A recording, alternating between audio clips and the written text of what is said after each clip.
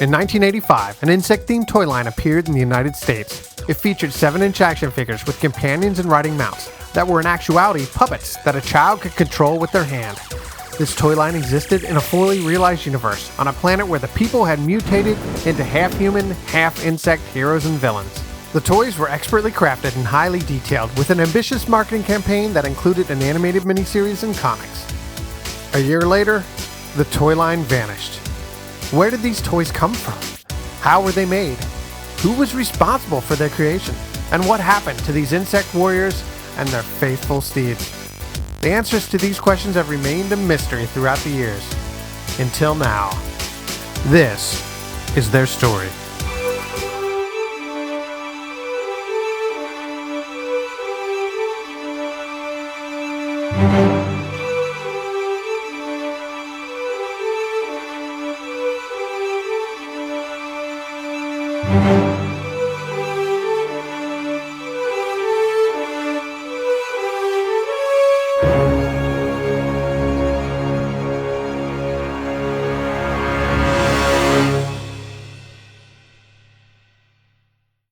I grew up in the 1980s, and toys were a huge part of my childhood. We didn't have mobile devices or even the internet to occupy our time. Kids of that era had toys and imagination. And what a time it was to be a kid. You see, in 1977, a little movie called Star Wars came out. A toy company from Cincinnati, Ohio, named Kenner, took a chance, creating the toys for the film, not knowing how they would be received. Star Wars toys were a smash hit, selling in the millions. This ushered in a renaissance in the action figure market. Many toy companies wanted to get a slice of the pie and were not afraid to take chances. Dozens of different properties were born. Some were hits, while others did not fare as well. Us kids, however, reaped the rewards no matter how successful they were, because our imaginations took flight with all of these creative toys.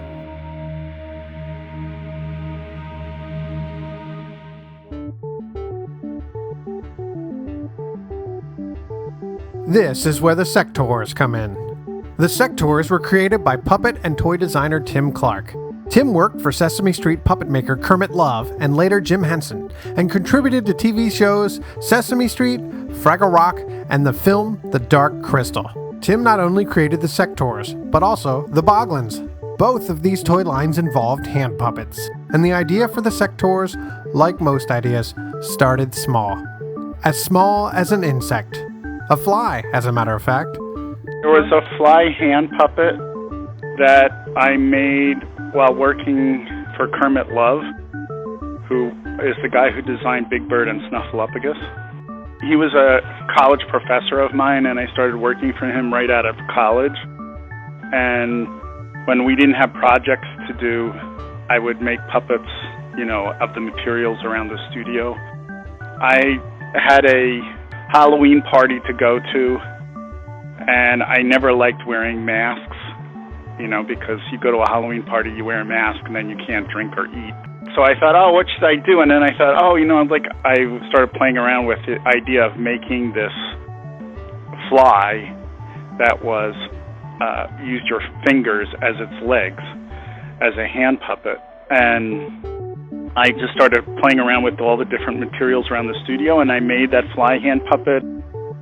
That was back in '78, and I went to the Halloween party, and I would be holding my drink with the fly and drinking, and people would go, "Oh, that's gross," or I would just go over to people and sit it on their shoulder, and then, walk it down their arm and put its proboscis into their drink, and the reaction to it was phenomenal.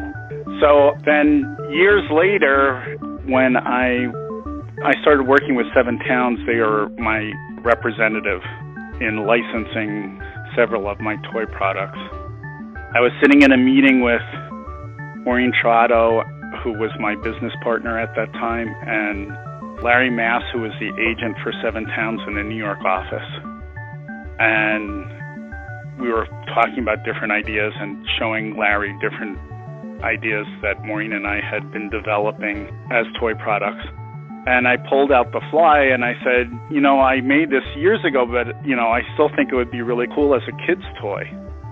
And Larry saw it and he said, "Oh, this is great. This is just brilliant." He said, we should put an action figure on the back of it. So then Maureen started making more prototypes, and Larry showed those prototypes to Coleco at Toy Fair of that year, which was probably 82. And Coleco flipped out over it. They just loved the whole idea. And so was the beginnings of Sectaurs. And then once Coleco purchased the concept, we worked for about 3 months designing and sketching all the different characters for the line. Then the people at Coleco in the design division took our concept drawings and created the toy products that came out on the market. That brings us to Coleco, the toy company responsible for producing the Sectaurs. In the 1980s, Coleco was the 5th biggest toy company in the United States. Founded in 1932, Coleco wasn't always a toy company, but began life as the Connecticut Leather Company, Coleco. At one point, they started making leather craft kits for kids, and, realizing the opportunity, expanded into the toy industry. The company eventually ditched the leatherworks completely and got into plastics, producing products like sleds and kiddie pools before getting into more conventional toys. In the 1970s, Coleco Industries expanded into the lucrative field of electronic gaming, creating the hit ColecoVision video game console in 1982. With the video game crash of 1983 and the decline of electronic gaming consoles of that time, the company attempted to shift into the realm of home computing with their Coleco Adam computer. The Adam failed horribly, costing the company millions in losses. However, Coleco struck gold when they licensed Xavier Roberts' Cabbage Patch Kids doll line. It went on to be the Christmas hit of 1983, generated hundreds of millions in revenue, and brought the company back from the brink of disaster. Realizing the popularity and profits of the Cabbage Patch Kids would not last forever, Coleco expanded into the hot action figure market of the early 1980s. Flying high on success and creativity, Coleco was eager to find the next big thing in the world of toys.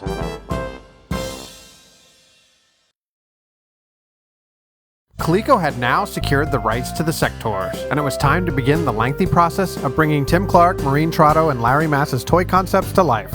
Coleco would need to find the creative talent to create sketches, sculpt the characters, make molds, prototype, test, market, and produce the figures, their accessories, and the puppet beasts they would be riding. Creating toys is very complicated. So, before I go any further, we should probably go over just exactly how a toy is made. The quick version. The first thing, as always, is to come up with an idea. From there, the idea is given to an artist, who will then create some form of sketch or rendering to convey that idea in 2 dimensions. Once the visual representation is approved, it is then handed off to someone who will take it from 2 dimensions to 3 dimensions. This is usually a sculptor who will create a model or sculpture of the sketch in 3D. Back in the 1980s, this was done entirely by hand. There was no 3D software to be employed. Once the sculpture is approved, the sculptor will usually make some molds out of their original piece. This is so they have a few copies, or castings, of the object. The mold is usually some form of rubber or similar material, and the casting is usually made with some type of liquid resin or urethane that will harden when dried. The item may then be painted and handled for testing. This completed first model of the object is called a prototype. As with the previous steps, changes can be made at this point. Perhaps management wants to change some details, or maybe go with a different color. Or change it back. Once the prototype is approved, a final casting called a pattern is created and handed off to the toy factory. At this point, the toy factory creates high-quality master molds out of the pattern. These molds are made out of metal and are very expensive to create, as they will be used to mass produce the final toy. The factory will set things up and run off a small quantity of the finished pieces. They will use the actual materials and paint the toys, making them exactly as the final mass-produced product will appear. This is called a first shot. The first shots are then sent to the toy company for final approval. It is still possible to make some changes and small tweaks at this point. But this is the last and final step before the toys are run on the assembly line at the toy factory. Once approved, the factory is given the go-ahead and the final production of the toy is begun, eventually ending up on toy shelves for the consumer. And that's how a toy is made, the quick version. So the process had begun. Sketches were being made, and a team of artists and designers was being assembled. This is when a young sculptor named Jeff Lawrence joins the Sectaurs team. I started in 1982 doing freelance work for Coleco. Then in 1984, a position at Coleco opened up, and I accepted it. And they moved me from Long Island right up to Hartford, Connecticut. So as I started there, full time, they had the Sectaurs project already in progress. But I got plugged right into that immediately, and that's kind of where it started. I was pretty excited about working on the Sectaurs project. When I saw it, I thought, oh wow, look at this is great. And that was basically the attitude of everybody. I mean, I was part of a group, and actually 2 of us were pulled to go to a separate area of the building where the Sectaurs was being worked on. And they set us all up there with all our clay and sculpture tools and all the things that we needed. And the other 2-dimensional Sectaurs designers were in that area also. There was 2 of us that were doing the sculpture for Dargon and Spydrex. And the other sculptor had started the heads. And then I got the job to do the bodies for both Dargon and Spydrex.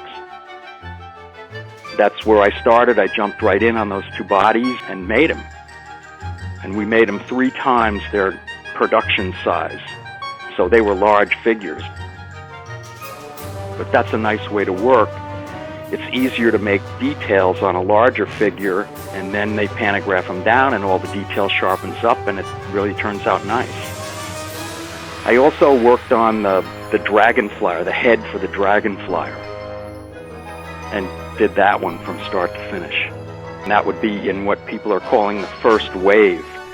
For Wave 1, Coleco produced a total of 9 figures, with 1 being a repaint of main hero Dargon.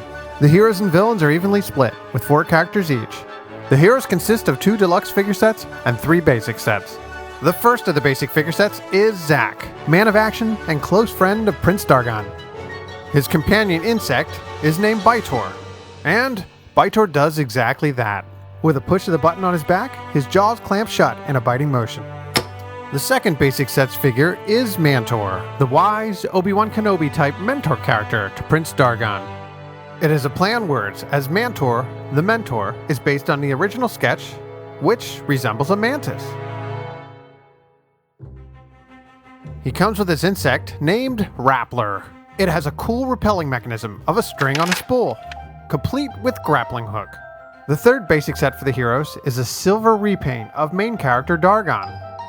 He's billed as Night Fighting Prince Dargon, as his antenna and night vision goggles glow in the dark. He comes in a basic set, as the only other way to get him is with one of the more expensive deluxe sets. The deluxe sets come with large, mount-type insects for the characters to ride upon. The rideable mounts are puppets, of course, as the tagline for the Sectaurs is, "Now the battle is in your hands," literally, as your hand brings life to the puppet. Dargon's mount is named Dragonflyer. It is huge in size and a lot of fun to play with, looking both majestic and imposing as you control the legs. It has real fur, flapping wings, and snapping jaws. Included with the mount is Prince Dargon. He's the main character, and his blue-colored version is even better than his silver counterpart. Dargon is the best designed figure on the side of the heroes, and the most iconic and recognizable Sectaur in the entire toy line. Rounding out the deluxe sets is Pinsor. He's a definite homage to Man-at-Arms from Masters of the Universe, as he's the hero's weapons master, and he rocks a fierce mustache. He comes with the Battle Beetle mount, which has snapping claws action, and insect legs you control with your hand. All good heroes deserve an even better villain, and the Sectaurs have one of the best, with General Spydrex. He's the first of the bad guys deluxe sets, and he's incredibly intimidating with his red eyes and evil-fanged grin. He comes with his furry mount, the Spider Flyer. The only thing scarier than a humanoid spider is one riding a giant hairy arachnid that can fly. It's a shame that kids had to shell out the big bucks to get Spydrex, as he does not come as a basic figure like Dargon. But Spydrex is hands down the best of the villains, and his mount is no exception.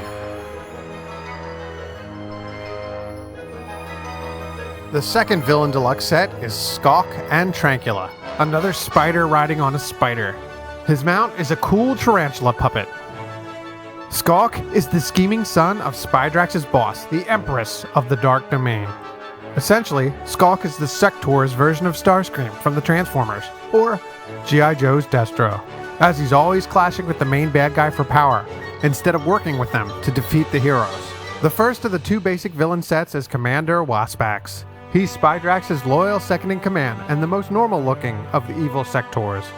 His insect companion is named Winged. It's a wasp-type insect, and its action feature is that it has flapping wings. The final basic set is Skeeto, the villain for hire character. Every series has one, and Skeeto fits the bill to a T. He's ugly and just plain evil. He comes with Toxid. It's a poison-spitting beetle, and its action feature is that it squirts water. That covers all 8 characters, the mounts, and their insect companions. All the figures are roughly 7 inches tall, if you count their antenna. And they all have excellent detail and great articulation, especially for their time period. To top things off, Coleco went one step further and designed one of the biggest playsets of all time. This is the Hive. It has to be large enough to accommodate 7-inch action figures, so it is simply huge, measuring at 28 inches wide and an incredible 3 feet tall. A lot of us worked on the Hive. It came in from an outside source, and then it needed to have some extra work done to it, so our team jumped in and tightened it up and got it the way we wanted it, and that was quite a project. It was so big that a couple of us could work on it at once, and so we did that, and then we also produced a giant mold for it and casting, and then the very first shots that were made for that were large vacuum forms that were painted up and decorated. The Hive is quite impressive in not only size, but its incredible play features. Story-wise, the good guys and bad guys are always fighting for control of the Hive, so it has all sorts of fun traps to prevent entry into this mysterious palace. There are weapons, pitfalls, and even a wrecking ball on top to knock figures off. The real kicker is that the puppet feature is well incorporated into the Hive. It has not only a snake finger puppet named Vipex, but also a large spider hand puppet called Gnar. Gnar is definitely the playset's most memorable feature. It's a lot of fun to jump out and snatch enemy figures away. It then disappears back into its lair, as if nothing ever happened, lurking and ready to strike again at any given moment. Wave 1 of the Sectors line had been completed, and it was now time for Coleco to present the toys to retailers.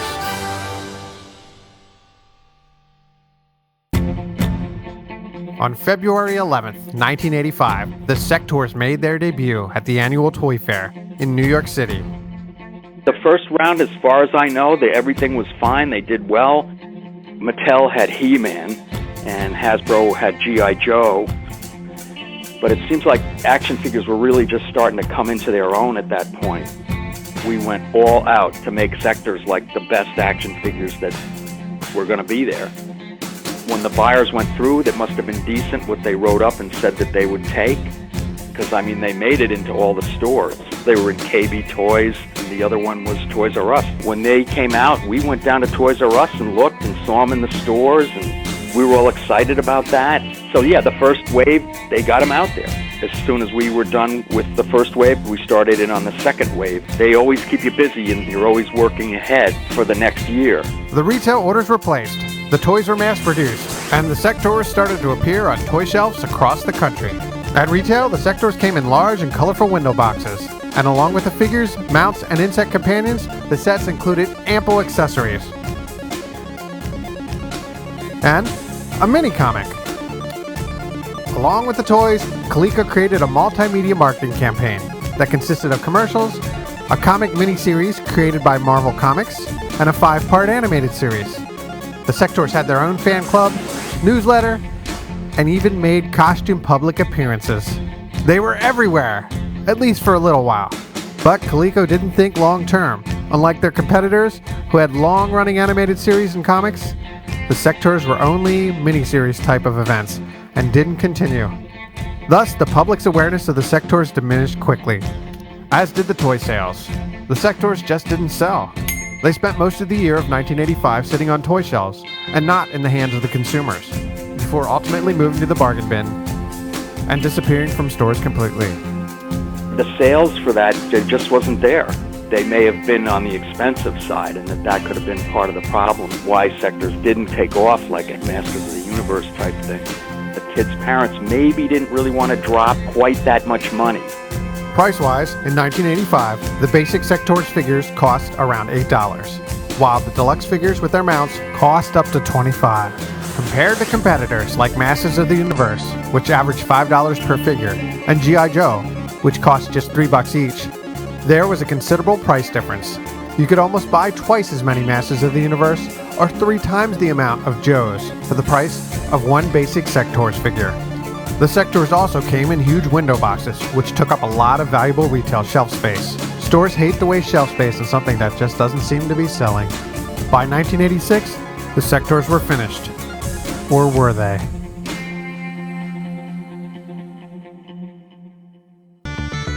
In February of 1986, the Sectors made an appearance in Coleco's Toy Fair catalog. Along with the regular selection of heroes and villains we all know, there was a mysterious array of strange characters. Remember, Jeff Lawrence and the Sectors team was hard at work on Wave 2, a year ahead of their intended release before the whole project was canned. They had created a whole slew of new characters, and Coleco had already photographed and put them in the catalog. Sadly, these characters would never see the light of day. Over the years, fans of the toy line have probably come across online images of the intended new figures, but it was all a mystery, and not much was known beyond those photographs. A total of 5 new figures were created, one of which was a silver night fighting repaint of Spydrax as a basic figure set. It was intended that kids would now be able to get the main villain without purchasing the expensive deluxe set.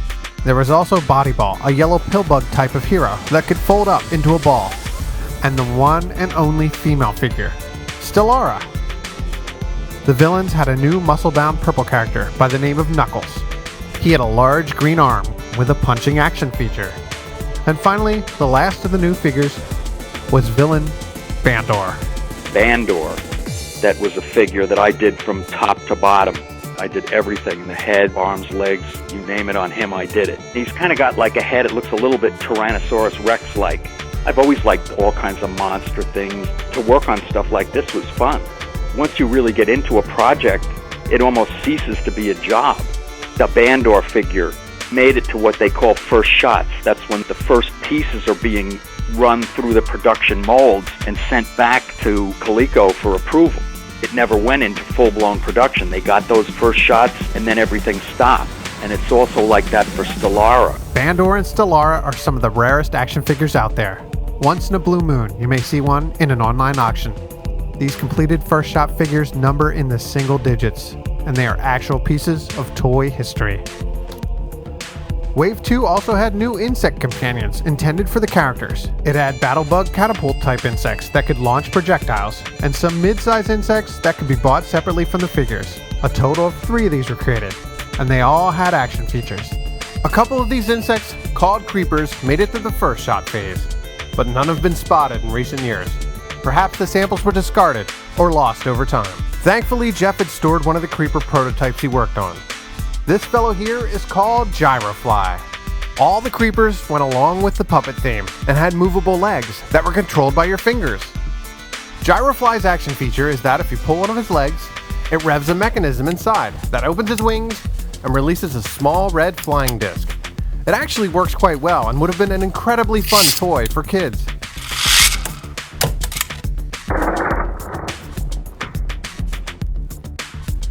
Coleco had plans for not only new characters and insect companions for Wave 2, but more accessories.